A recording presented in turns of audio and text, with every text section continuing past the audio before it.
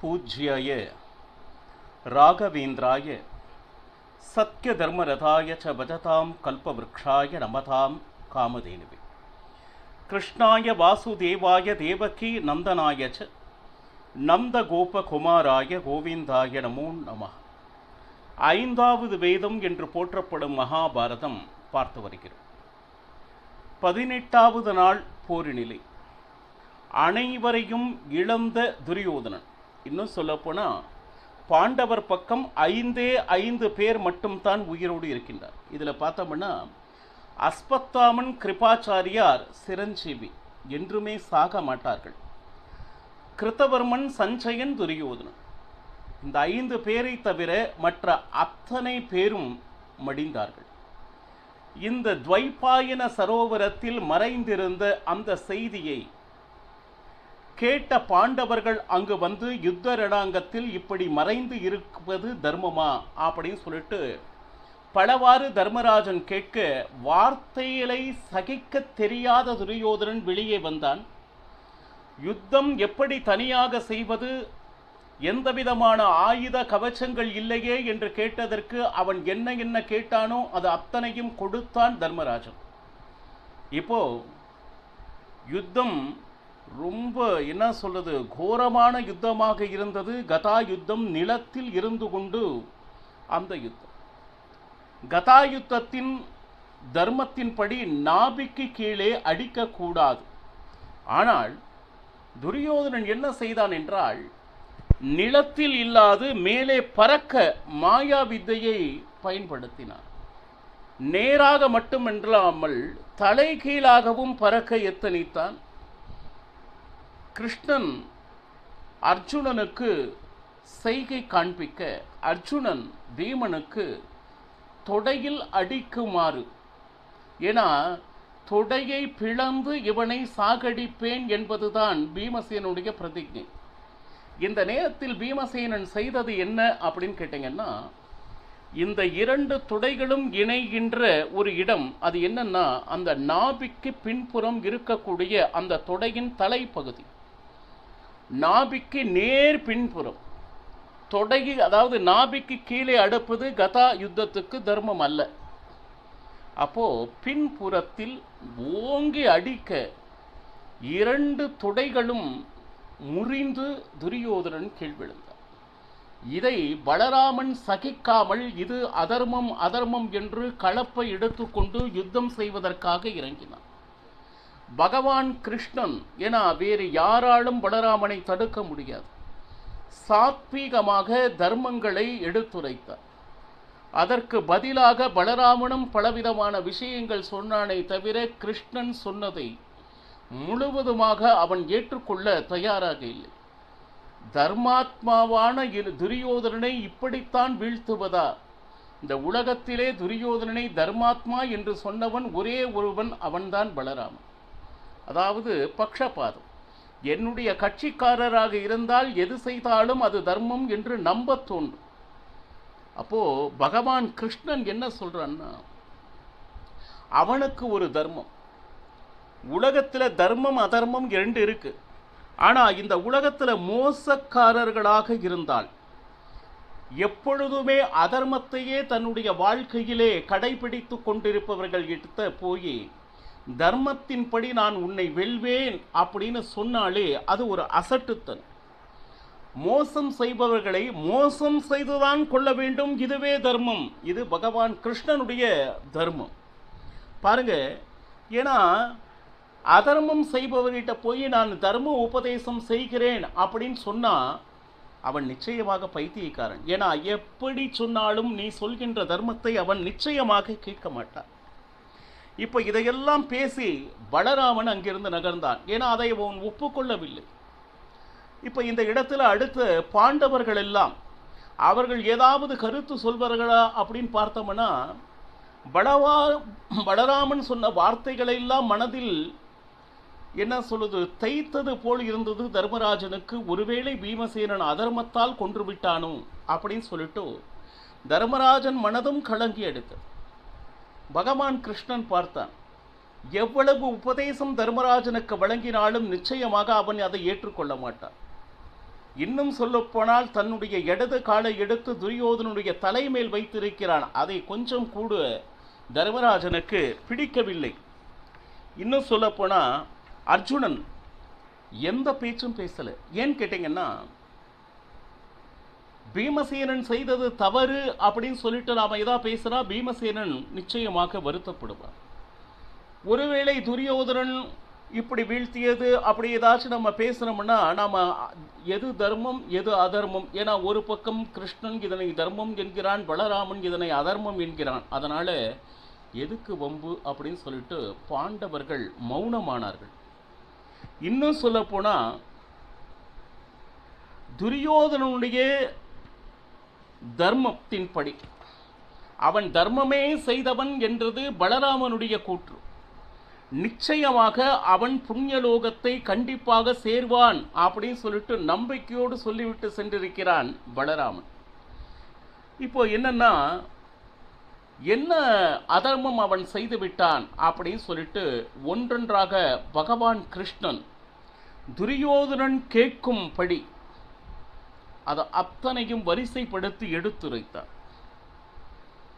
தர்மராஜன் என்ன நினைத்தான்னா, அது தர்மமோ அதர்மமோ, பீமன் திருப்தியாக இருந்தால் போரும் அப்படின்னு சொல்லிட்டு, இந்த நேரத்தில் அஸ்வத்தாமன், கிருபாச்சாரியார், கிருதவர்மன் அவர்களும் ஓடி வந்து இது மிகப்பெரிய அநியாயம் நடந்திருக்கிறது, அதர்ம வழியிலே பீமசேனன் துரியோதனனை வீழ்த்தி இருக்கிறான் அப்படின்னு சொன்ன உடனே தர்மராஜனுக்கு இன்னும் மனது மிகவும் கலக்கம் உற்றான். இதுல என்னன்னா, இதை என்ன செய்கிறது அப்படின்னு சொல்லிட்டு, துரியோதனன் அவன் என்ன தர்மசீலனா, இத்தனை பேர் நின்று அதை பச்சாத்தாபமாக பார்த்து கொண்டிருக்கிறீர்கள். இன்று அதர்மம் இந்த உலகத்தில் நடக்கின்றது என்றால் அதற்கு மூல காரணமே இந்த பாவி தான் அப்படின்னு சொல்லிட்டு பகவான் கிருஷ்ணன் கூறினான்.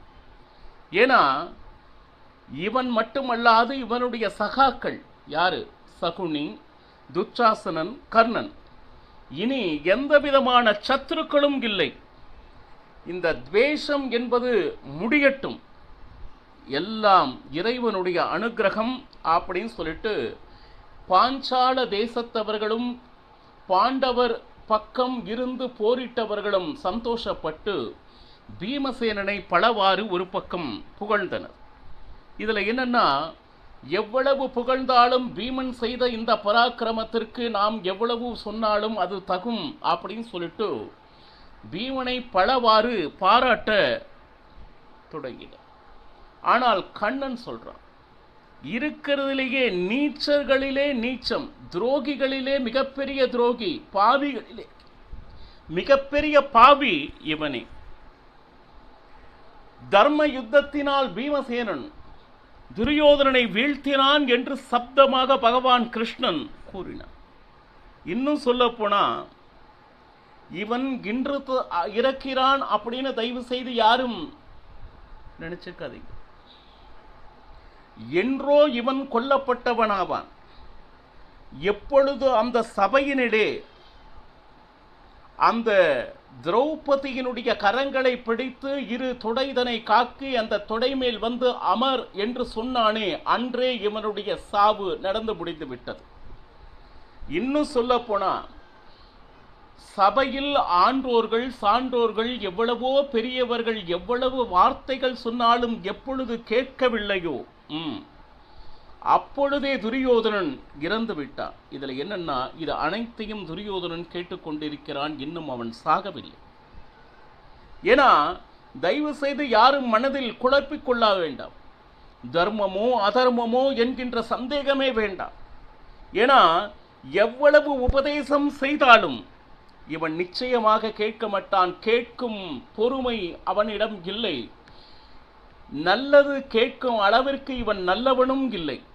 சரி, நாம் எல்லாம் கிளம்பலாம் அப்படின்னு சொல்லிட்டு எல்லாரும் இந்த ரணாங்க தைபாயன சரோவரத்தில் இருந்து கிளம்ப எத்தனைக்கும் பொழுது பாருங்க, துரியோதனன் இரு கால் முறிந்த நிலையில் அவன் தலைதனை பீமசேனன் காலுக்கு அடியில் இந்த நேரத்தில் இவ்வளவு குற்றச்சாட்டுக்கள் துரியோதனனும் கேட்டுக்கொண்டிருக்கும் போது கேட்க சகிக்காது துரியோதனன் மெல்ல எழ எத்தனைத்தான். உடம்பெல்லாம் ஒரே ரணவழி. அவனால் எழுந்திருக்கவே முடியவில்லை. இருந்தாலும் கைகளை ஊன்றிய நிலையில் நிச்சயமாக நிற்க முடியாது. மெல்ல அந்த கைகளை ஊன்றி படுத்த நிலையிலிருந்து கொஞ்சம் சாய்ந்து அமர்ந்த நிலையில் கண்கள் சிவக்க பற்களை கடித்தபடி துரியோதனன் கிருஷ்ணன் கூறுகின்ற கேள்விகளை எல்லாம் கேட்க சகிக்காது அவன் பலவிதமான கேள்விகளை எழுப்புகிறான். துரியோதனன் சத்ருவாக இருப்பதற்கு கூட யோக்கியதையற்றவன். என்ன வார்த்தைகள் பாருங்கள். எதுக்கும் பிரயோஜனம் இல்லாதவன் அப்படின்னு சொல்லிட்டு பகவான் கிருஷ்ணன் பலவிதமான குற்றச்சாட்டுக்களை துரியோதனன் மேல் சொல்லிக் கொண்டிருக்கிறார். என்னை பற்றி பேசுவதற்கு நீ யார் என்று துரியோதனன் பேச ஆரம்பித்தான் பகவான் கிருஷ்ணனை பார்த்து.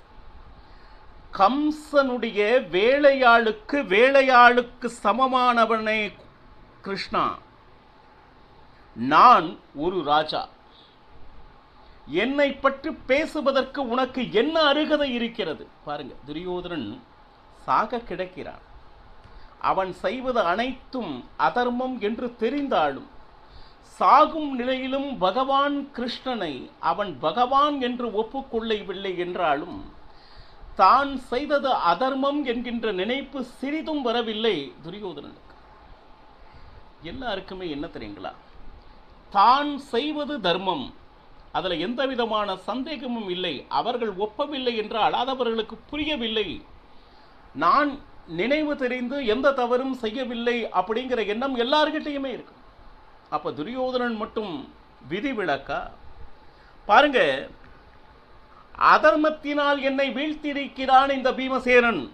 அது மட்டுமல்ல, இது அனைத்திற்கும் யார் காரணம்? எல்லாம் வரிசைப்படுத்துகிறான் துரியோதனன் குற்றச்சாட்டுக்களை. பாருங்க, பீமசேனனும் நானும் யுத்தம் செய்து கொண்டிருக்கும் பொழுது கல்களினால் செய்கையை காண்பித்து அர்ஜுனன் தொடையை காண்பிக்க அதை பீமசேனன் உணர்ந்து கொண்டு நாபியில் அடித்தான். அப்போ என்னை வீழ்த்தியதற்கு யார் காரணம்? நீயே. இன்னும் சொல்ல போனா, எவ்வளவு மகாராஜாக்கள் எனக்காக இந்த ருத்த ரணாங்கத்தில் நேர்மையாக போர் புரிந்து அவரவர் உயிர்களை மாய்த்திருக்கின்றனர். இன்னும் சொல்ல போனா, இத்தனை பேர் வீழ்ந்திருக்கிறார்களே, உயிர் இழந்திருக்கிறார்களே, இதற்கெல்லாம் யார் காரணம் கிருஷ்ணா? உன்னால் தானே. உனக்கு கருணை அப்படின்னு சொல்லிட்டு கொஞ்சமாவது இருப்பவனா நீ? நிச்சயமா இல்லை.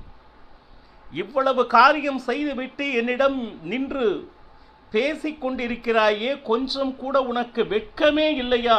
துரியோதனன் பாருங்க, சாகும் தருவாயிலும் அவன் மனதில் என்ன ஓட்டம் இருக்கிறதோ, அதாவது தப்பு, பிராயச்சித்தம், மன்னிப்பு, சரணாகதி, இனியாவது அந்த மாதிரி எண்ணம் என்றுமே இல்லை. நான் என்ன தவறு செய்தேன்? நான் செய்ததெல்லாம் தர்மம், எனக்கு நடந்ததெல்லாம் அதர்மம் என்பது போல வரிசையாக யுத்தத்தினுடைய சூத்திரதாரி யார் என்பதை நான் நன்கு அறிவேன் கிருஷ்ணா. பீஷ்மாச்சாரியார் அவராக நினைத்தால் ஒழிய அவர் சாகுவதற்கு, ஏன்னா இச்சா மரணி, அவர் மனதில் நினைத்தால் ஒழிய அவரை மரணம் நெருங்காது என்பது அவர் வாங்கி வைத்திருந்த வரம். ஆனால் கேவலம் சிகண்டியை முன்னிறுத்தி மோசத்தினால் அவரையும் வீழ்த்தியவன் யார்? நீதானே. இது மோசம் தானே.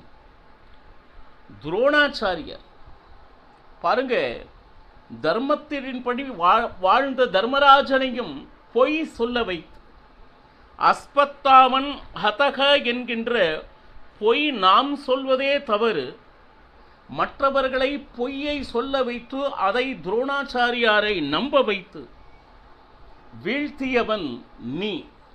நீ தர்மத்தை பத்தி பேசுகிறாயா? இன்னும் சொல்ல போனா திருஷ்டத்யும்னன் எல்லாம் அஸ்திரங்களை தியாகம் செய்து துரோணாச்சாரியார் அமர்ந்திருந்த பொழுது திருஷ்டத்யும்னன் அவருடைய தலையை கொய்தானே, இது என்ன தர்மம் கிருஷ்ணா? நீ கொஞ்சம் கூட மனதில் ஈரம் இல்லாமல் மகா குரூரி நீதான். கர்ணன் கவச்சமும் இல்லை, அவன் ரதத்திலும் இல்லை. ஒரு சக்தி ஆயுதத்தை வைத்திருந்தான். அந்த சக்தி ஆயுதம் யார் மேல் விட்டாலும் நிச்சயம் அவனை முடிக்கும். ஆனால் அந்த சக்தி ஆயுதத்தை கடோத்கஜன் மேல் பிரயோகப்படுத்தி அர்ஜுனனை ஆபத்திலிருந்து காப்பாற்றியவன் நீ. ஆனால் அந்த சக்தி ஆயுதத்தை கர்ணனுக்கு இழக்கச் செய்தவன் நீதானே. பாருங்க, அது மட்டுமா அப்படின்னா பூரி ஸ்ரவஸ் சாத்தகி கொல்ல போகும் பொழுது பாருங்க, அர்ஜுனனை பானம் விடச் செய்து அந்த பூரி ஸ்ரவஸை கொன்றவன் நீதான்.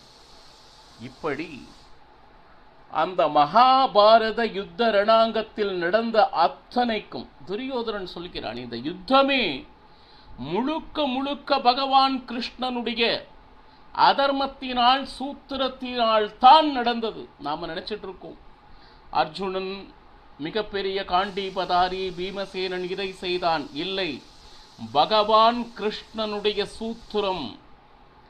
அதனால் தான் இது நடந்தது என்பதனை தெளிவாக அறிந்து வைத்திருந்தான் துரியோதனன்.